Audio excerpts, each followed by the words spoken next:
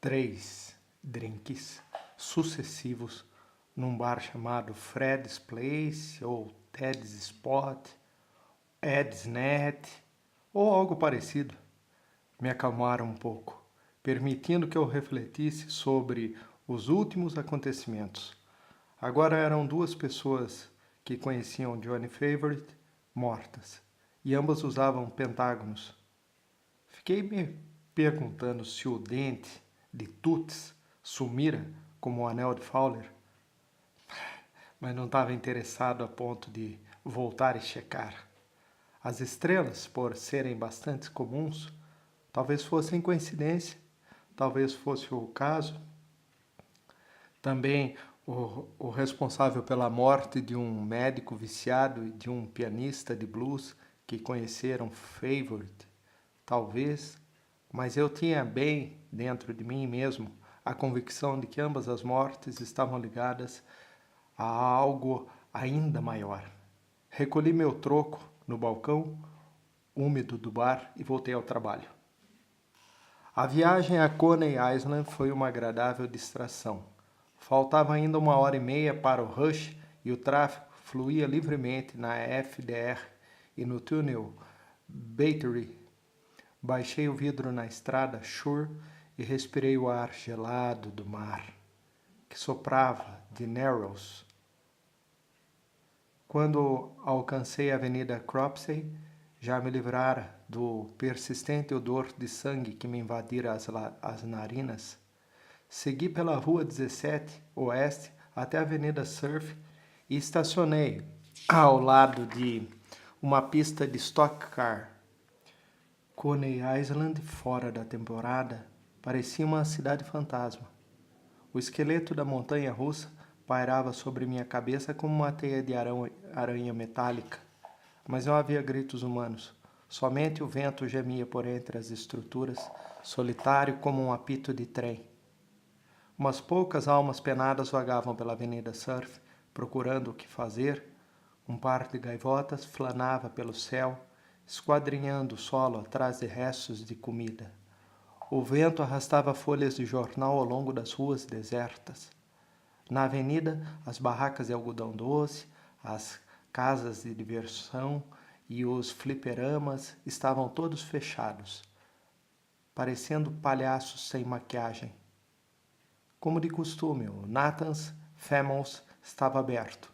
Entrei para um cachorro-quente e um copo de cerveja. O homem no balcão parecia estar lá desde os tempos do Luna Park. Perguntei-lhe se já ouvira falar em Madame Zora. Madame quem? Zora. Era uma das grandes atrações daqui nos anos 40. Ah, mas eu trabalho aqui há menos de um ano. Por que não pergunta algo sobre a Staten Island Ferry? Durante 15 anos dirigi uma concessionária noturna da lanchonete Gold Star Mother. Vamos, pergunta alguma coisa. Por que saiu de lá? Não sei nadar. E daí? Fiquei com medo de me afogar. Não quis abusar da sorte. Respondeu o homem com um sorriso no qual faltavam 4 dentes. Terminei o cachorro-quente e saí, bebericando a cerveja. Caminhei ao longo das casas de diversão, quietas, imaginando o que fazer. A comunidade cigana era mais fechada a estranhos do que os integrantes da Ku Klux Klan na Geórgia, e sabia que não me ajudaria em nada. Eu tinha de bater pé, andar pelas calçadas, até aparecer alguém que se lembrasse de Madame Zora e se dispusesse a falar. Danny Drennan parecia ser um bom lugar para começar. Era um trapaceiro aposentado, proprietário de um museu de cera que conheci em 52, recém-saído da prisão. Os federais tentaram condená-lo por fraude num escândalo de compra de ações, mas os verdadeiros implicados eram 2 golpistas da Wall Street, Peavey e Munro. Eu trabalhava para uma terceira parte, também vítima da dupla, e tive participação na solução do caso. Danny ainda me devia essa. A galeria de cera ficava num prédio estreito, de um único andar, espremido entre uma pizzaria e um fliperama. Letras de carmim anunciavam na fachada: Veja, Salão dos Presidentes Americanos. 50 assassinos famosos. O assassinato de Lincoln e Garfield. Dillinger no necrotério. Fate Arbuckle em julgamento. Educativo, realista, chocante. A velha da bilheteria jogava paciência quando me aproximei. Danny Driner está lá nos fundos, respondeu a mulher, tirando do monte um coringa de paus. Está trabalhando numa das vitrines. Posso entrar para falar com ele? Vai ter que comprar uma cadeira, mesmo assim, disse ela apontando com a cabeça para uma placa de cartolina. Ingresso, 25 centavos. Passei o dinheiro pela grade da janelinha e entrei. O lugar cheirava a esgoto. O teto estava empenado, manchado. O chão de madeira rangia. Manequins petrificados ocupavam as vitrines de ambos os lados. O salão dos presidentes americanos vinha em primeiro lugar. Vários bonecos de feições idênticas, vestidos com o que pareciam ser as sobras do guarda-roupa de alguma peça de teatro e de revista. Depois de Franklin, Delano, Roosevelt, vinham os assassinos. Caminhei por entre as fileiras de malfeitores, brandindo facas de cortar carne, escondendo corpos retalhados dentro de baús, no meio de oceanos de tinta vermelha. Danny Drennan estava agachado em uma das vitrines. Era um homem pequeno a quem o nariz arrebitado e o bigode loiro ralo davam a expressão de um rato assustado, acentuada pelo hábito de piscar os olhos quando falava.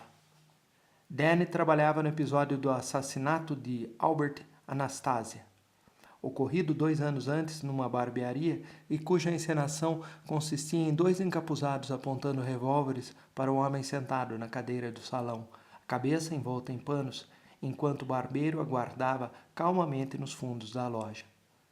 Bati no vidro. Danny sorriu ao ver-me, colocou o martelo no carpete entre um monte de taxinhas e saiu por uma portinhola na parede da vitrine. Olá, Harry, disse ele animadamente, aparecendo de surpresa às minhas costas. Que acha da minha última obra-prima? Parece que estão todos em rigor mortis. É Anastácia, não?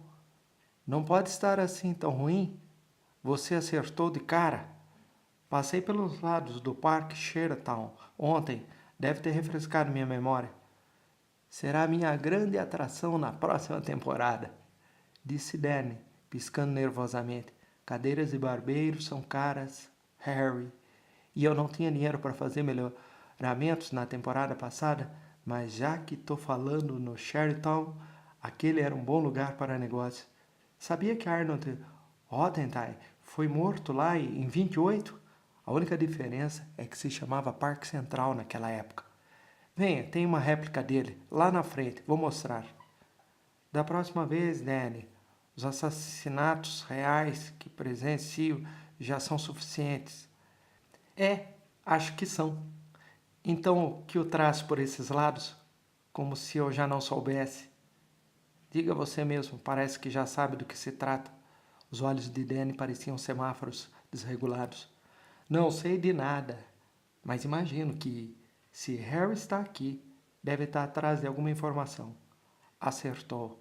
É sobre Madame Zora, cartomante, que trabalhava aqui na década de 40. Mas, Harry, você sabe que eu não posso ajudá-lo nessa? Eu tinha uma espelunca de respeito na Flórida nos anos 40. A vida era um mar de rosas para mim nesse tempo. Peguei um cigarro do bolso e ofereci a Danny, que recusou. Sei que não pode me dizer onde achá-la, mas você está há um bom tempo por essas bandas? Diga-me onde encontrar quem estava aqui naquela época. Deixe-me ver, disse ele, coçando a cabeça. O problema é que a maioria dos que podiam pagar foi para as Bermudas ou algum outro lugar. Eu mesmo teria saído daqui se não tivesse atrolado em dívidas. Se bem que eu não me queixo. Depois do que passei, Bridgeton é tão bom quanto as Bermudas. Deve haver alguém. Você não é o único que está com o negócio aberto. Agora que falou, acho que eu sei quem pode procurar. Há um show de anomalias aqui perto. Normalmente a maioria das pessoas trabalha para algum circo nessa época do ano, mas esses já estão velhos. semi-aposentados, não tiveram férias. Além do que, aparecer em público não é lá muito divertido para eles. Qual é o nome do lugar? Walter's Congress of Wonders. Pertence a um sujeito chamado Haggard. Não há como errar, é um sujeito todo tatuado, parece um mapa. Obrigado, Danny. Isso é um arquivo de informações valiosas. O Walter's Congress of Wonders ficava num prédio baixo, decorado por bandeirolas e toscos cartazes representando as várias atrações. Simples como histórias em quadrinhos, mostravam as figuras deformadas com uma inocência que disfarçava sua inerente crueldade. Como ela é gorda, dizia o cabeçalho sob o desenho de uma mulher grande como um balão, protegendo a cabeça do tamanho de uma abóbora com um minúsculo guarda-sol.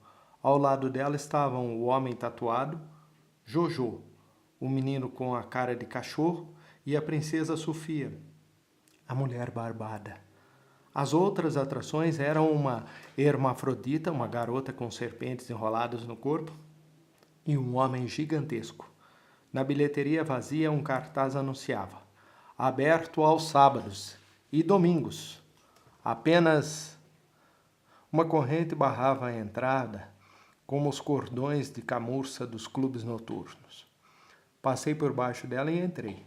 A única iluminação existente vinha de uma luz fraca no teto, suficiente, no entanto, para revelar algumas plataformas repletas de bandeiras arranjadas em ambos os lados da sala deserta.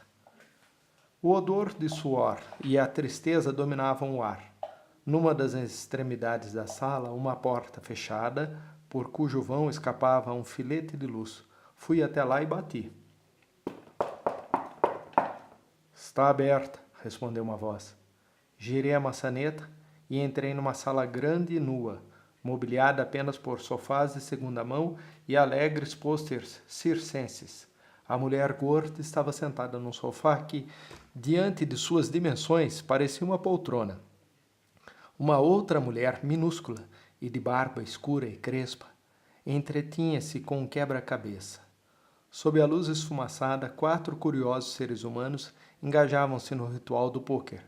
Um homem sem pernas nem braços estava acomodado sobre uma grande almofada, segurando as cartas em mãos que saíam diretamente dos ombros, como barbatanas.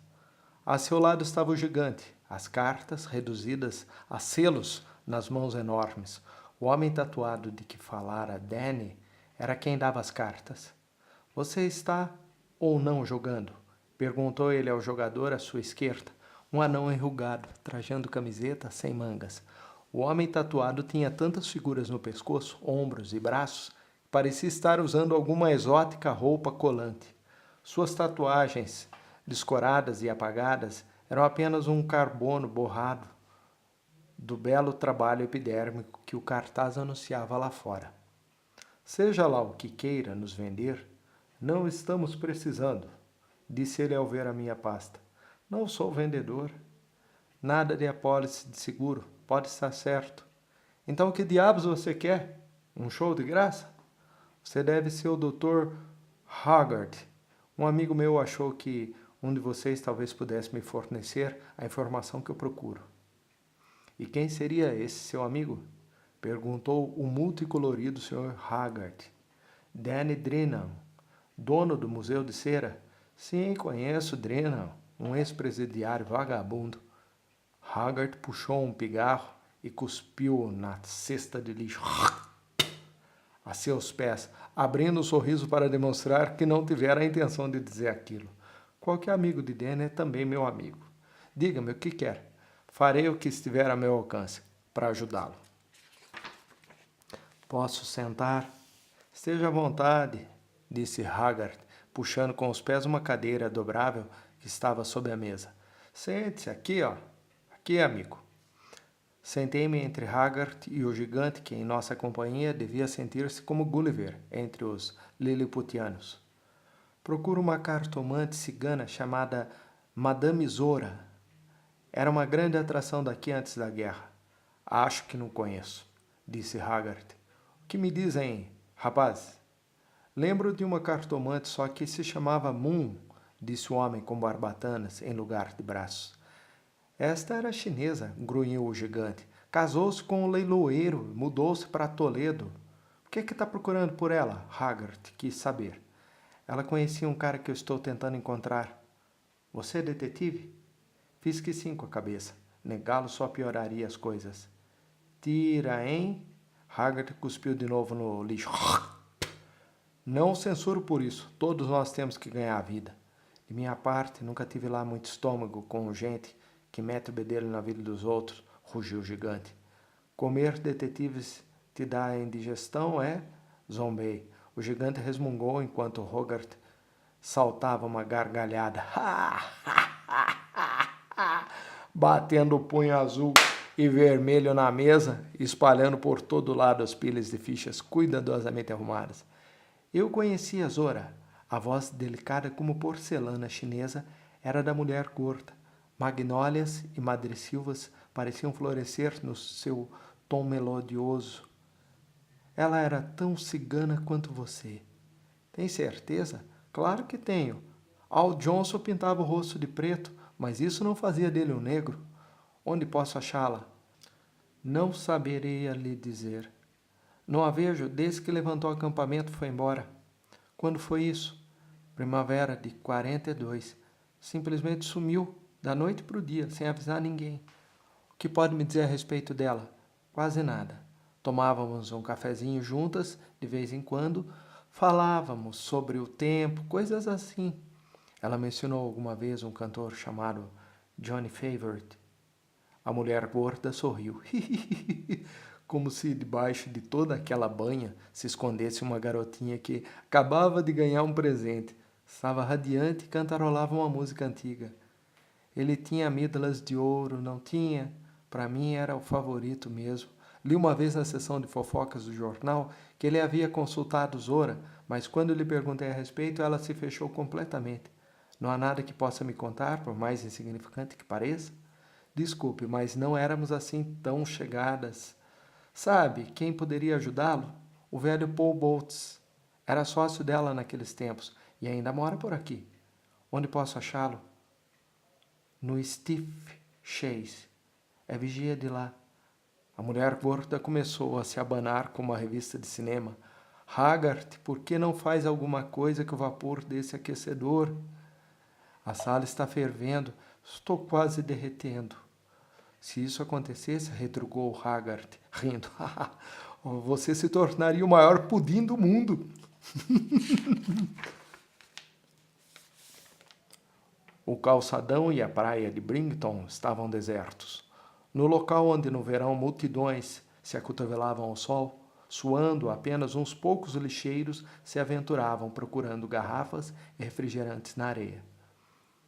O Atlântico ao fundo tinha cor de ferro fundido, e ondas surgiam na arrebentação como salpicos de chumbo. O parque Stephen Chase ocupava uma área de 10 hectares. O salto de paraquedas, herança da Feira Mundial de 39, se sobressaía diante do gigantesco pavilhão envidraçado do parque. Uma placa na entrada retratava o rosto do fundador do lugar, George C. Tyleo, sorrindo zombeteiro sob os dizeres, o lugar da diversão. Nessa época do ano, o Stephen Chase era tão engraçado quanto uma piada insossa, e eu fiquei olhando para o sorridente Sr. Tyleo. Indagou-me qual é o motivo de tanto riso. Havia uma falha na certa de arame que rodeava o local. Passei por ela e bati no vidro perto da entrada principal. O barulho ecoou fantasmagoricamente pelo parque de diversões vazio. Acorde, velho! E se fossem ladrões prestes a surrupiar o salto de paraquedas? Comecei a rondar a vasta estrutura, batendo no vidro com a palma da mão.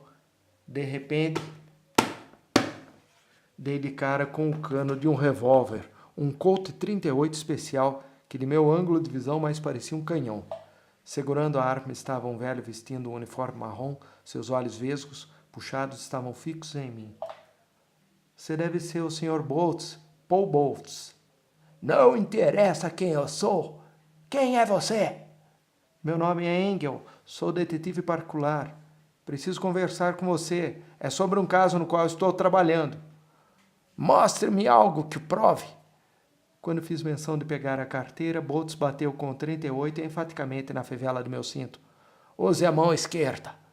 Passei a pasta para a mão direita, peguei a carteira com a outra mão. Jogue-a no chão. Dê 2 passos para trás. Fiz o que Boltz mandou. Ele abaixou-se, pegou a carteira, mantendo o revólver o tempo todo contra o meu umbigo. Esse negócio de detetive honorário não significa coisa alguma. Tem em casa um pedaço de lata igualzinho a isso? Bem, foi você quem pediu para ver. O vigia de olhos repuxados como os de um porco examinou em silêncio o conteúdo da carteira. Pensei em atacá-lo nessa hora, mas mudei de ideia. Ok, você é detetive particular. O que quer de mim? Você é Paul Boltz? E se for? Retrucou ele, jogando a carteira aos meus pés. Olhe, tive um dia duro. Baixe essa arma. Preciso de sua ajuda. Não percebe quando um cara está lhe pedindo um favor? Ele olhou para o revólver por um instante, como que considerando meu pedido. Então deu de ombros e guardou, fazendo questão de mostrar que a aba do coldre estava ainda desabotoada. Sou Paul Boltz, admitiu. O que quer comigo? Algum lugar onde possamos nos proteger de todo esse vento? Boltz fez um gesto com a cabeça, indicando ser eu quem seguiria na frente. Descemos um pequeno lance de escada até uma porta, onde se lia Entrada Proibida. Aqui, disse Boltz, está aberta. Nossos passos ressoaram como salvas de canhão no pavilhão vazio. O lugar era grande o bastante para abrigar 2 hangares, sobrando ainda espaço para meia dúzia de quadras de basquete. A maioria dos brinquedos era antiga, não mecanizada. À distância, um escorregador sinuoso lembrava uma queda d'água de mogno. Um tobogã. O redemoinho descia do teto em espiral, desaguando na piscina humana, uma série de discos giratórios construídos no chão de madeira dura. Paramos diante de uma fileira de espelhos, daqueles que distorcem as imagens. Ok, abelhudo. Desembuche. Estou procurando uma cartomante cigana chamada Madame Zora. Pelo que sei, você trabalhou para ela há algum tempo. A risada engrossada por pigarros ecoou pelo pavilhão, subindo até as vigas repletas de lâmpadas, como o latido de uma foca mestrada. Amigo, você não vai muito longe desse jeito. Por que não? Por que não? Para começo de conversa, ela não era cigana? Ouvi algo a respeito, mas não tinha certeza. Bem, eu tenho certeza. Não lhe disseram que conheço tudo a respeito dela? E então, indo direto ao ponto, ela não era cigana, nem se chamava Zora. Acabei descobrindo que era uma granfina, uma debutante da Park Avenue. Eu parecia ter sido atingido por um coice de mula. Demorou um pouco até que recobrasse a fala. Sabe o nome verdadeiro dela? O que pensa que eu sou? Não disse que sabia de tudo a respeito dela? Chamava Cruze Mark. Seu pai tinha mais barcos que a Marinha Britânica. Meu reflexo alongou-se como homem borracha na superfície ondulada do espelho. Quando viu ela pela última vez? Primavera de 42. Ela simplesmente sumiu. Deixou-me segurando sozinha a bola de cristal. É o que se pode dizer. Alguma vez a viu com o cantor Johnny Favorite? Claro, várias vezes. Ela estava gamada nele. Ela nunca lhe falou a respeito de Favorite? Poder. O quê? Ela dizia que ele tinha poder. Isso é tudo? Olhe, nunca dei muita atenção a esse tipo de coisa. Para mim era só um meio de ganhar dinheiro fácil, enganando os trouxas, confessou Boltz, pigarreando. Ela não acreditava naquilo. E Favorite acreditava também, podia-se ver em seus olhos. Voltou a vê-lo? Nunca. Talvez tenha voado para a lua em seu cabo de vassoura. Não me importa. Nem ela, tão pouco. Ela alguma vez mencionou um pianista negro chamado Toot Sweet? Nunca. Há mais alguma coisa de que se lembre? Por que deveria? Perguntou Boltz, cuspindo no chão. Já apaguei aqueles dias da memória há muito tempo. Não havia mais o que fazer ali. Boltz acompanhou-me até a saída, destrancando o portão. Após alguma hesitação, dei-lhe um dos cartões da Crossroad, pedindo-lhe que ligasse caso aparecesse algo importante. Ele não disse o que faria, mas também não rasgou o cartão. Tentei ligar para Millicent Krusemark, da primeira cabine telefônica que encontrei, mas não obtive resposta. Melhor assim, eu tivera um longo dia e mesmo detetives precisam de descanso. No caminho de volta a Manhattan, parei no restaurante de frutos do mar. Depois de salmão defumado com vinho branco gelado, a vida não mais parecia um passeio num barco de vidro pelos esgotos da cidade. Tutti Sweet foi matéria da terceira página do Dairos News. A arma do crime não era mencionada no que foi chamado de selvagem assassinato voodoo. Havia uma foto dos rabiscos na parede e outra de Tuts tocando piano. O corpo fora descoberto pelo guitarrista do trio, que passara para levar o chefe para o trabalho. O músico foi dispensado após interrogatório e não havia suspeitos, apesar de todos no Harlem saberem que Tuts era membro antigo de um culto secreto de voodoo. Li o jornal no metrô, tendo deixado o chefe perto do hotel Chelsea. Minha primeira parada foi na biblioteca pública, onde, após alguns percalços, consegui obter uma lista telefônica atualizada de Paris. Havia uma M. Krusemark na rua Notre des Champs. Anotei o número em meu caderninho. A caminho do escritório, sentei-me num banco do parque Bryant, tempo suficiente para fumar, um atrás do outro, 3 cigarros e repassar os eventos recentes. Senti-me como alguém perseguindo uma sombra. Johnny Favor envolvera-se num submundo maluco de voodoo e magia negra, levando fora dos palcos uma vida secreta, com crânios na mala e noivas cartomantes. Ele era um iniciado, um unce-boçal. Tuts Sweet foi morto por ter dado com a língua nos dentes. O Dr. Fowler também fazia parte daquilo. De alguma forma, Johnny Favorite projetava uma longa, longa sombra.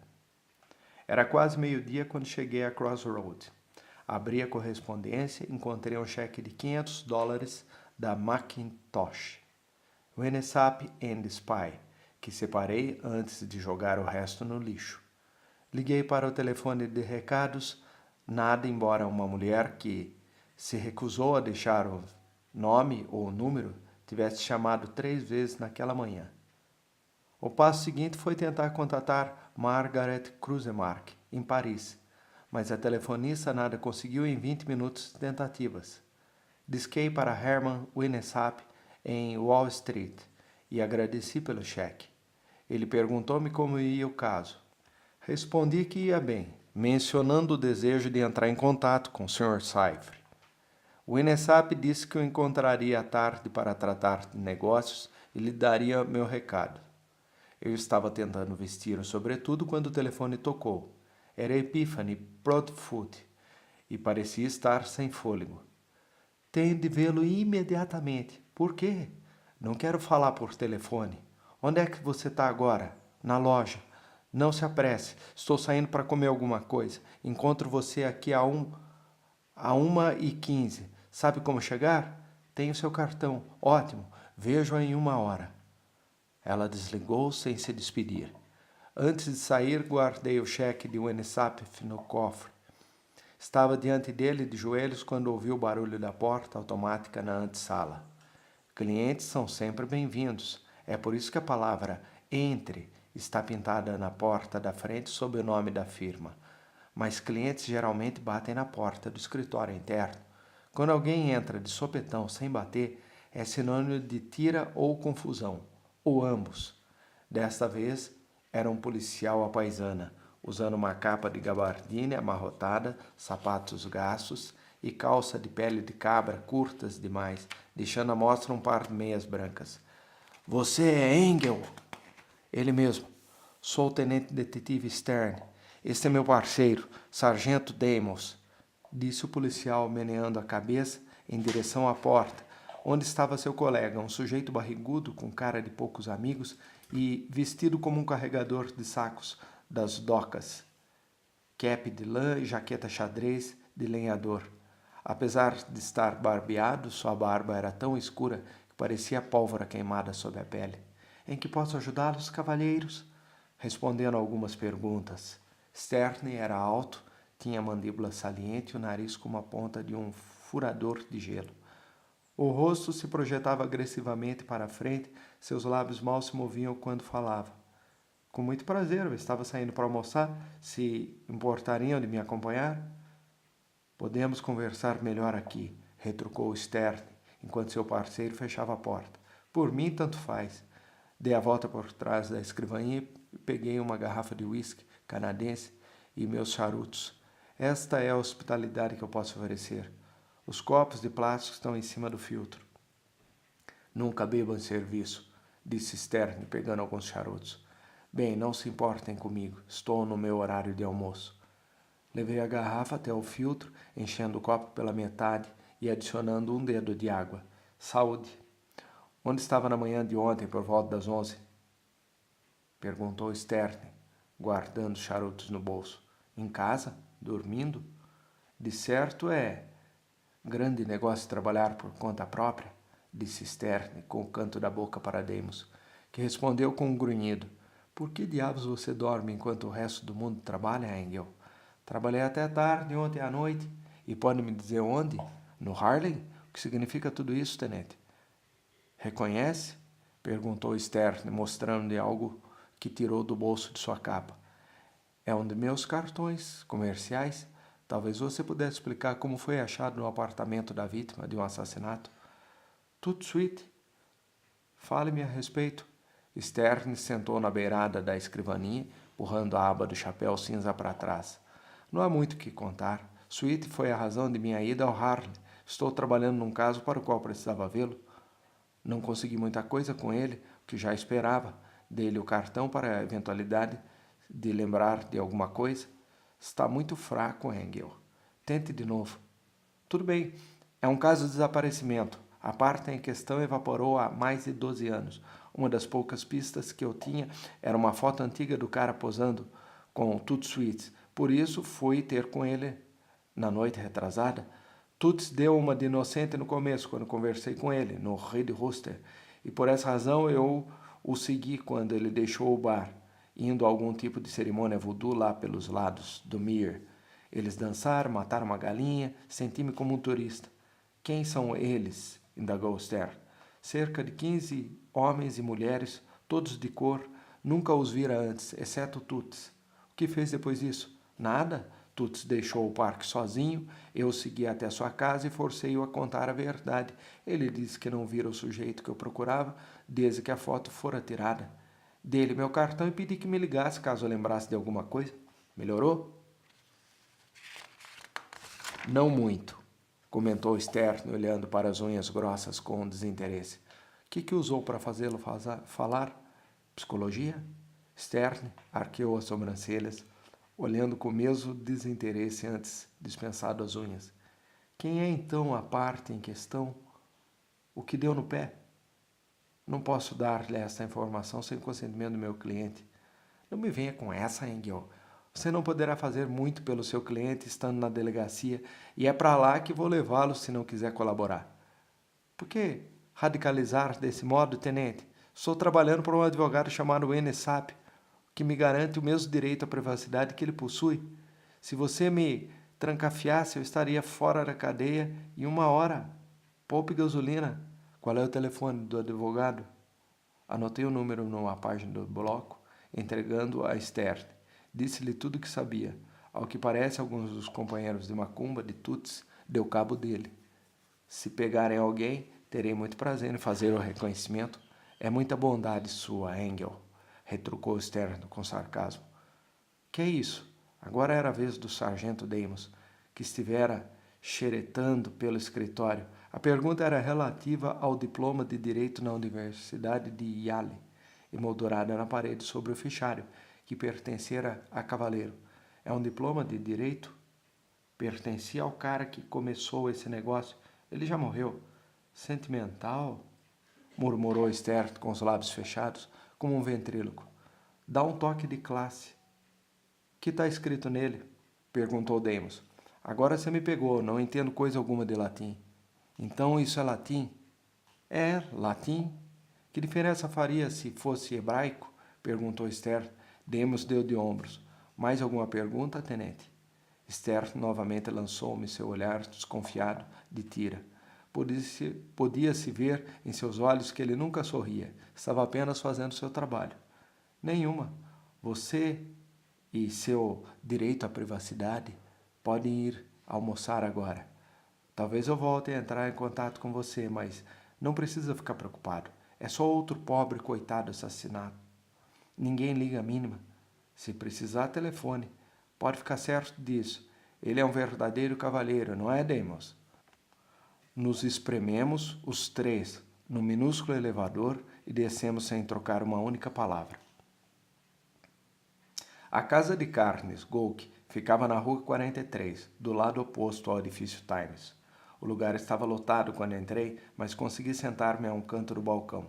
Eu tinha pouco tempo, por isso pedi um rosbife e uma garrafa de cerveja inglesa. O serviço foi rápido, apesar da multidão, e eu acabara de comer o rosbife, quando Walter Higler me viu e veio conversar. O que o traz a este antro de escrivinhadores, Harry? Gritou ele em meio ao blá blá blá blá jornalístico reinante. Pensei que você comesse no Dunners. Tento não me tornar um escravo do hábito. Soa filosófico. Então, como vão as coisas? Mais ou menos a mesma. Obrigado por deixar-me ver a ficha do obituário. Estou lhe devendo essa. Esqueça, como anda seu pequeno mistério? Desenterrou algo interessante? Mais do que gostaria. Pensei que tinha uma pista quente ontem. Fui ver a filha do armador, mas peguei a Cruzemark errada. O que quer dizer com peguei a Cruzemark errada? Há uma bruxa e uma fada. A que eu queria ver mora em Paris. Não estou entendendo, Harry. São duas gêmeas, Margaret e Millicent, as sobrenaturais garotas Cruzemark. Alguém está te enganando, amigo, disse Walt coçando a nuca e franzindo o senho. Margaret Cruzemark é filha única. Engasguei com a cerveja. Tem certeza disso? Claro que tem. Dei uma checada nisso para você ontem. Tive a história da família sobre a mesa a tarde inteira. Cruzemark teve uma filha com a esposa. Apenas uma, Harry. O Times não comete erros no departamento de estatísticas vitais. Que otário eu fui. Nada a acrescentar com relação a isso. Devia ter percebido que ela estava me fazendo de bobo. Estava tudo certinho demais. Calma, chapa, não estou entendendo. Vai mais devagar. Desculpe, Walt. Só estava pensando alto. É 1h05 em meu relógio. É isso mesmo? É. Tem de correr. Expliquei, levantando-me e deixando o troco no balcão. Não quero atrasá-lo, disse Walt com seu sorriso torto. Epiphany Proudfoot estava esperando na antessala do escritório quando cheguei. Alguns minutos mais tarde. Vestia saia xadrez, suéter de casimira e parecia uma colegial. Desculpe, eu me atrasei. Não precisa se desculpar. Eu é que cheguei cedo demais, disse ela, pondo de lado um número bastante folheado do Sports Illustration e descruzando as pernas. Mesmo a cadeira de segunda mão da antessala parecia diferente, com Epiphany sentada nela. Destranquei a porta da divisória de vidro fosco, mantendo-a aberta. Por que queria me ver? Isso não é o que se pode chamar de escritório, sussurrou ela, enquanto pegava da mesa a bolsa e o casaco, apontando para minha coleção de revistas velhas. Você não deve ser um detetive assim tão bom. Tento não gastar muito com despesas operacionais. Retruquei, introduzindo-a em minha sala. Ou você paga pelo trabalho ou paga para manter a decoração. Completei, fechando a porta e pendurando o casaco. Ela ficou à janela, perto das letras douradas, olhando a rua. Quem lhe está pagando para procurar John Favorite? Foi a pergunta que ela dirigiu ao próprio reflexo no vidro. Não posso dizer-lhe. Uma das características do meu tipo de serviço é discrição. Não quer sentar-se? Peguei seu casaco, pendurei ao lado do meu, enquanto ela se sentava graciosamente na cadeira de estofado de couro diante da mesa, o único lugar confortável em todo o escritório. Ainda não respondeu à minha pergunta. Insisti, recostando-me na cadeira giratória. Por que veio até aqui? Edson Sweet foi assassinado. Sei disso, leio os jornais. Você não deveria estar assim tão surpresa. Foi obra sua? Você deve estar fora de si, indignou-se ela, apertando a bolsa contra o colo. Talvez, mas não sou idiota. Você era a única pessoa, a par de meus contatos com Tuts. Só você poderia dar o serviço para os caras que mandaram o pé de galinha embrulhado para presente? Está enganado. Estou? Olhe, depois que você deixou a loja, liguei para o meu sobrinho que mora no quarteirão do Reed Rooster e foi ele quem escondeu o pé de galinha no piano. Tuts era uma matraca. Precisava sempre que alguém lembrasse de manter a boca fechada. Fez um bom trabalho. A boca dele vai ficar bem fechada de agora em diante. Acha que eu viria vê-lo se tivesse alguma coisa a ver com o assassinato? Diria que você é uma garota talentosa, Epiphany. Sua performance no parque foi bastante convincente. Epiphany mordeu o nó do dedo e franziu a testa, remexendo-se na cadeira. Parecia uma gazeteira pega em flagrante pelo diretor da escola. Se estivesse só encenando, tinha mesmo talento. Não tenho o direito de ficar me espionando, disse ela sem olhar para mim. O Departamento de Manutenção de Parques e a Sociedade Protetora dos Animais não concordariam com você. Religiãozinha bastante sangrenta a sua, não? O BA não precisa crucificar homem algum, reagiu ela, lançando-me um olhar penetrante, furioso. Nunca houve uma guerra santa ao BA, ou uma inquisição ao BA. Sim, claro, você matou o galo para fazer canja, certo? Provoquei, acendendo um cigarro e soprando a fumaça para o alto. Mas não são galos mortos que me preocupam, são pianistas mortos. Não acho que eu também esteja preocupada? Perguntou Epiphany, curvando-se para a frente, o que fez os bicos de seus seios juvenis enrijecerem contra as finas dobras do suéter. Ela era um pedaço de mau caminho, como costumavam dizer, e era fácil imaginar-me derrapando em suas curvas morenas. Não sei o que pensar. Você me liga dizendo que tem de me ver imediatamente. Agora que está aqui, age como se estivesse me fazendo um favor. Talvez seja isso mesmo, disse, recostando-se de novo na cadeira e cruzando as pernas compridas, que tão pouco eram de se jogar fora. Você aparece procurando por Johnny Favorite e no dia seguinte um homem assassinado. Não é apenas coincidência. O que é então? Olha, os jornais estão fazendo muito barulho. Voodoo é isso, voodoo é aquilo. Mas posso lhe assegurar que a morte de Toots Sweets nada teve a ver com o BA, absolutamente nada. Como pode estar tão certa? Viu as fotos nos jornais? Assenti com a cabeça. E ela continuou. Então sabe que eles estão chamando aqueles malditos rabiscos na parede de símbolos voodoos? Diante de outra aquiescência silenciosa, Epiphany completou. Bem, os tiras sabem tanto de voodoo quanto de melancias. Aqueles sinais foram feitos para parecer com vevé, mas não são. O que é vevé? Símbolos mágicos. Não posso explicar seu significado a um não iniciado, mas aquele lixo sangrento tem tanto a ver com vevé, de verdade, quanto Papai Noel tem com Jesus. Sou uma mambo há anos, sei do que eu estou falando. Estou certo que sabe, Epiphany, disse apagando o cigarro no cinzeiro do Clube Stork, recordação de um antigo caso amoroso. Está dizendo que as marcas são falsificações? Nem tanto falsas, mas sim erradas.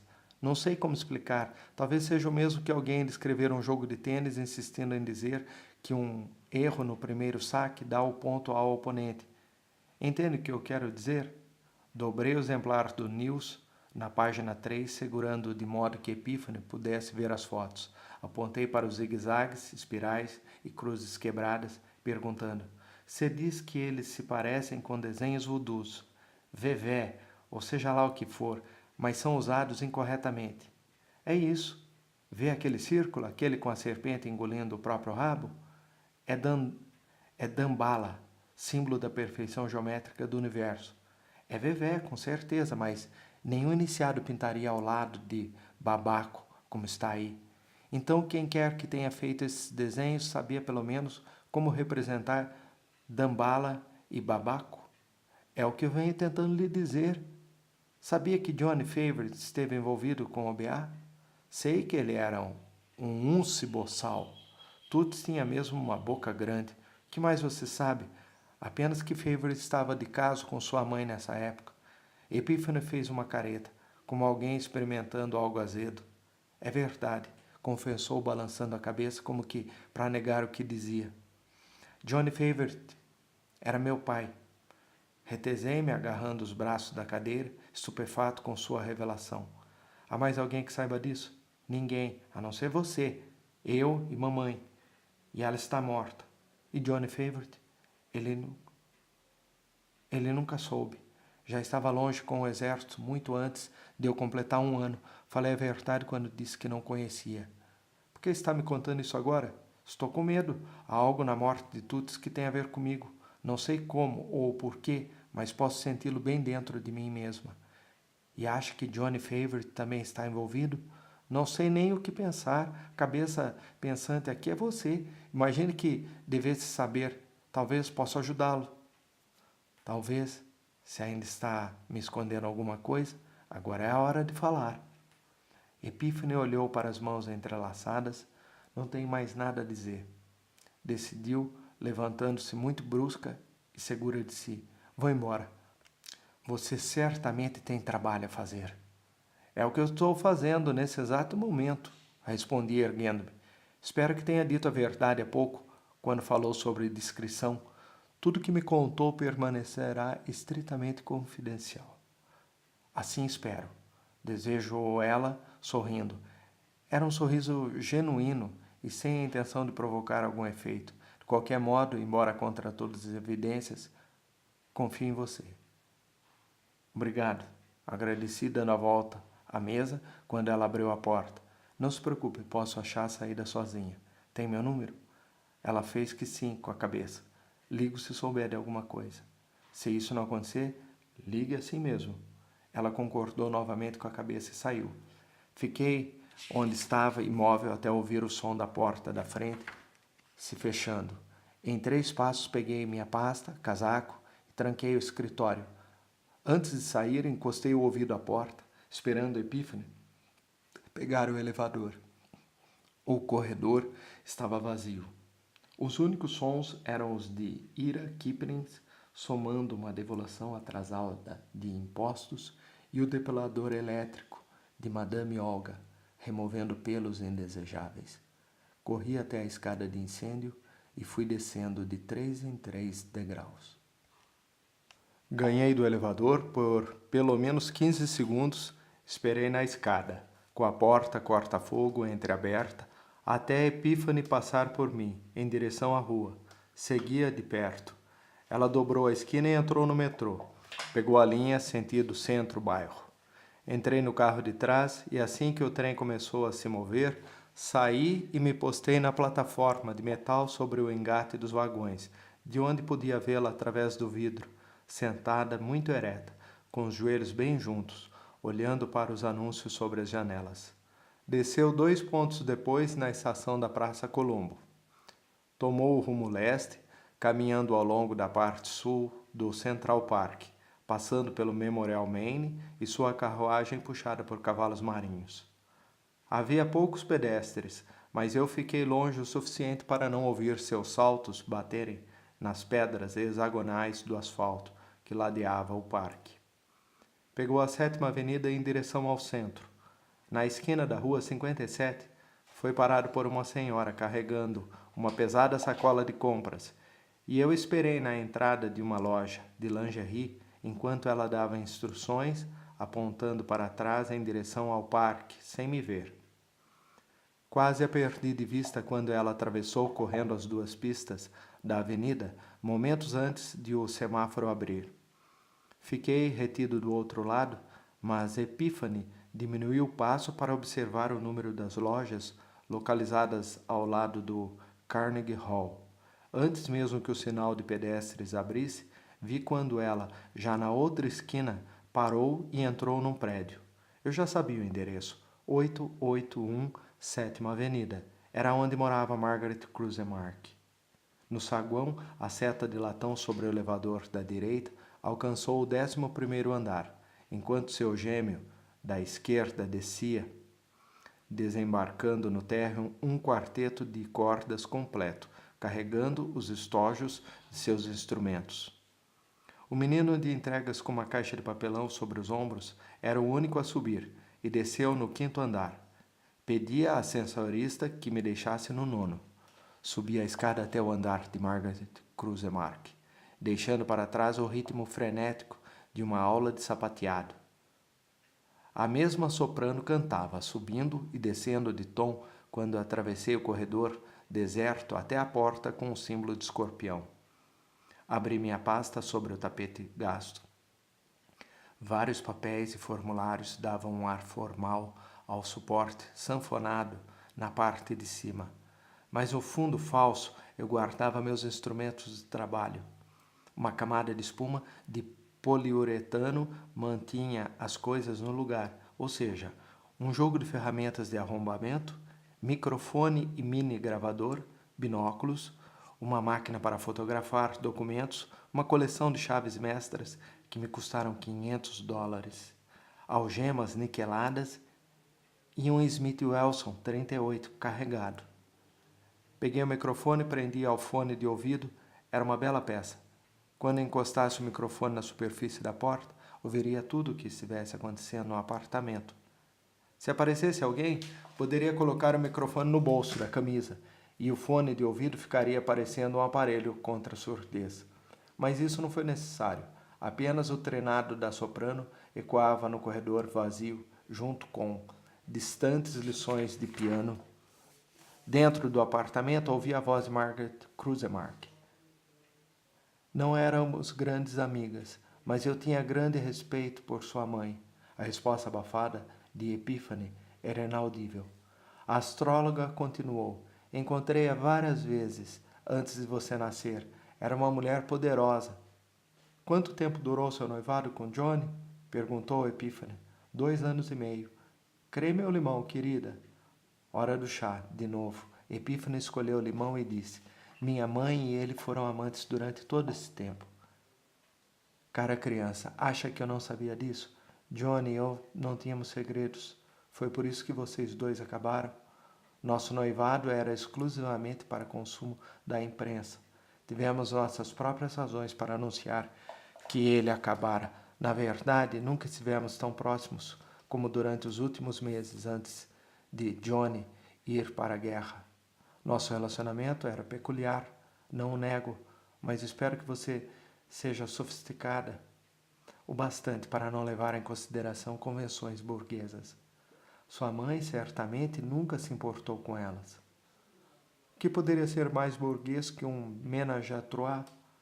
Não era um ménage à trois. No que acha que estávamos envolvidos? Algum clubezinho sexual secreto? Pode ter certeza de que não tenho a menor ideia a respeito do que vocês faziam. Mamãe jamais me falou de você. E por que deveria? Para ela, Jonathan estava morto. E ele era tudo que nos ligava uma à outra. Mas ele não está morto. Como sabe? Eu sei. Alguém esteve perguntando coisas a respeito de Jonathan. Responda-me, menina. Nossas vidas podem depender disso. Como assim? Isso agora não vem ao caso. Alguém andou perguntando sobre ele, não andou? Sim, como era essa pessoa? É só um homem, de aparência comum, robusto, não exatamente gordo, mas um pouco acima do peso. Desleixado, quero dizer, não cuida muito da aparência, tem um terno azul amarrotado, sapatos que precisam de uma escovada, bigode preto cheio, cabelo bem aparado, começando a ficar grisalho. Olhos azuis, bondosos. É a primeira coisa que se nota. Ele disse que se chama Engel. A voz de Margaret Krusemark traía uma urgência extrema. Sim, Harry Engel. O que ele quer? Encontrar Johnny Favorite. Por quê? Não me disse a razão. É detetive. Um policial? Não, detetive particular. O que significa tudo isso? Houve um leve tilintar de porcelana antes da intervenção seguinte de Margaret Krusemark. Não estou bem certa. Ele já esteve aqui. Não disse que era detetive. Fez passar por um cliente. Sei que isto vai parecer muito grosseiro, mas devo pedir-lhe que vá agora. Eu mesma tenho que sair. Receio que seja urgente. Acha que corremos perigo? Perguntou Epífane, assustada, mal conseguindo pronunciar a última palavra. Não sei o que pensar. Se Jonathan está de volta, tudo pode acontecer. Um homem foi morto no Harlem ontem, disse Epífane, impulsivamente. Era meu amigo, conhecia mamãe e Johnny também. Engel andou-lhe fazendo perguntas. Uma cadeira foi arrastada no chão de madeira. Tem que ir agora, disse Margaret Cruzemark. Venha, pegarei seu casaco. Desceremos juntas. Ouvi o som dos passos se aproximando. Tirei o microfone da porta e arranquei o fone de ouvido, enfiando-os no bolso do casaco. Corri através do longo corredor com a pasta debaixo do braço, apoiando-me no corrimão. Desci a escada de incêndio, 4 ou 5 degraus de cada vez. Seria arriscado demais esperar pelo elevador no 9º andar. Era muito provável que eu desse de cara com as duas mulheres. Por isso desci pela escada de incêndio até o saguão vazio. Parei, ofegante, apenas o tempo suficiente para checar os indicadores sobre os elevadores. O da esquerda estava subindo, o outro descia. Em ambos os casos, elas estariam no térreo em instantes. Corri até a calçada, driblando o tráfego na 7ª Avenida, e me escondi perto da entrada do edifício Osborne, o peito chiando como alguém que sofre de efizema pulmonar. Uma simpática governanta passou empurrando um carrinho de bebê, sorrindo, balançando a cabeça como se estivesse diante de uma criança peralta. Epífane e Margaret Cruzemark saíram juntas do prédio e andaram meio quarteirão até a rua 57. Eu a segui, pelo outro lado da rua. Na esquina, Cruzemark beijou Epífane carinhosamente no rosto, como uma tia solteirona despedindo-se da sobrinha favorita. Quando o semáforo fechou, Epífane começou a atravessar a avenida, vindo em minha direção, enquanto Margaret Cruzemark acenava freneticamente em busca de um táxi. Aproveitei para pegar um que passava à minha frente com a luz do teto acesa, entrando nele antes de ser visto por Epífane. — Para onde, senhor? Perguntou um chofer de cara redonda enquanto acionava o taxímetro.